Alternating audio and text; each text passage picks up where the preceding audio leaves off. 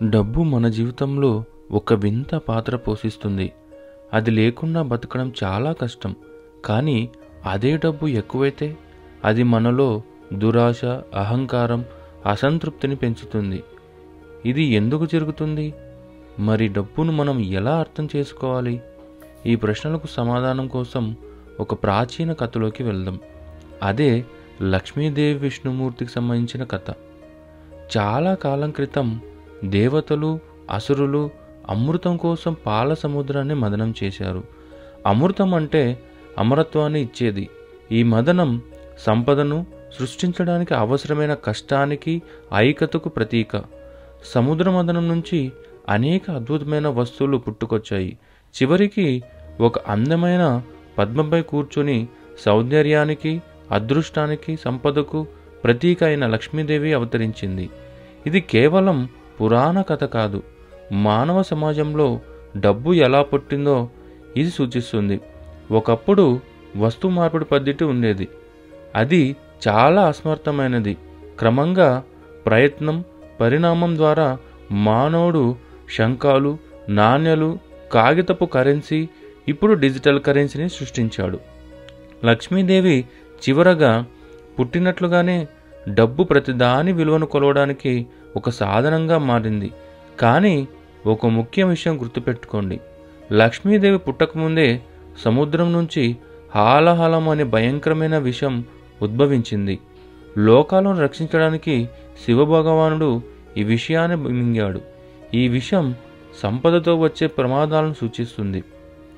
అప్పులు, ఒత్తిడి, మోసాలు, ఆందోళన. ఈ రోజుల్లో కూడా సర్వేల ప్రకారం సగం మంది ప్రజలు డబ్బు సమస్యల వల్ల మానసిక ఒత్తిడికి గురవుతున్నారు. లక్ష్మీదేవి ఎందుకు విష్ణుమూర్తిని ఎంచుకుంది? దానికి కారణం విష్ణువులో ఉన్న అద్భుతమైన లక్షణాలు. ఆయన కేవలం శక్తిమంతుడు మాత్రమే కాదు, సంపద ఎప్పుడు స్థిరంగా ఉండడానికి అవసరమైన గుణాలు ఆయనలో ఉన్నాయి. విష్ణువు విశ్వాన్ని సమతుల్యతతో నడిపిస్తాడు. ఎందుకంటే ఎక్కడ శాంతి, స్థిరత్వం ఉంటాయో అక్కడ సంపద నిలకడగా పెరుగుతూ ఉంటుంది. ఆయన ఎల్లప్పుడూ ధర్మం వైపే ఉంటాడు. ధర్మం లేని చోట డబ్బు అస్థిరంగా మరీ వినాశనానికి దారితీస్తుంది. ఆయన ఎంతో శాంతంగా, ఓపికగా ఉంటాడు. సముద్ర మదనం సమయంలో కూడా కూర్మ అవతారంలో తాబేలుగా మారి మొత్తం మదనానికి స్థిరత్వం ఇచ్చాడు. ఈ లక్షణం సంపదకు చాలా ముఖ్యం. ఎందుకంటే సంపద తొందరపాటుకు కాదు, ఓపికకు ఆకర్షించబడుతుంది. అంతేకాకుండా ఆయన బలహీనలను రక్షించే దయగలవాడు. ఎప్పుడైతే ధర్మం తగ్గుతుందో అప్పుడు రాముడు, కృష్ణుడు, నరసింహుడు వంటి అవతారాలు ధరించి ప్రపంచాన్ని రక్షిస్తాడు. నిజమైన శక్తి గర్వం కోసం కాదు, ఇతరులకు సేవ చేయడానికి ఉపయోగించబడుతుంది. విశ్వానికి అధిపతి అయినప్పటికీ విష్ణువు అనుకువగా ఉంటాడు. అధికారం ఉన్న ఆయన శాంతంగా శేషపాన్పుపై పడుకుంటాడు. అహంకారం ఉండే చోట సంపద ఉండదని లక్ష్మికి తెలుసు. విష్ణువు ఏ విషయానికి బంధుత్వం లేకుండా అన్నిటినీ పరిపాలిస్తాడు. అందుకే ఆయన అనశక్తుడు, కానీ బాధ్యత కలవాడు. సంపదకు సరైన రక్షకుడు కాబట్టే లక్ష్మి ఆయనను ఎంచుకుంది.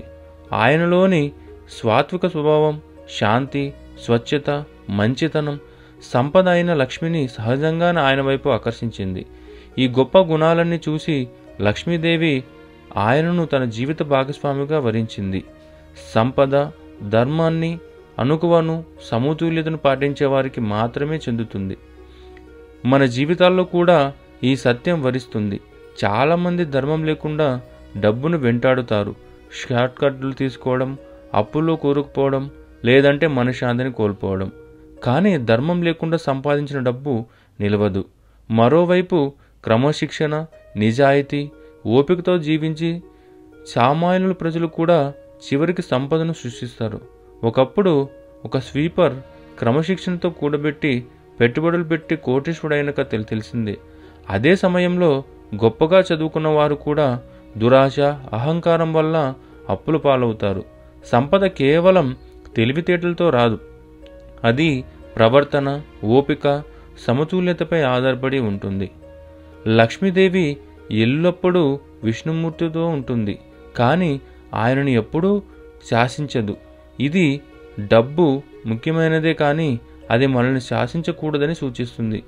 డబ్బు మనకు ఆహారం, నివాసం, విద్య, ఆరోగ్యం, సౌకర్యాలను ఇస్తుంది, కానీ అది మనకు ప్రేమను, స్నేహాన్ని, అంతర్గత శాంతిని ఇవ్వలేదు. అవి ధర్మం, దయ, విలువలతో మాత్రమే వస్తాయి.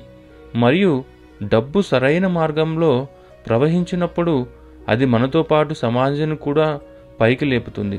అందుకే అజీం ప్రేమ్జీ, శివనాడర్, వారెన్ బఫెట్ వంటి గొప్ప వ్యక్తులు తమ సంపదలో ఎక్కువ భాగాన్ని ఇతరుల సంక్షేమం కోసం దానం చేస్తారు. లక్ష్మీదేవి విష్ణుమూర్తిని ఎంచుకున్న కథ మనకు ఒక సనాతన సత్యాన్ని బోధిస్తుంది. సంపద జీవితానికి లక్ష్యం కాదు, అది ఒక సాధనం మాత్రమే.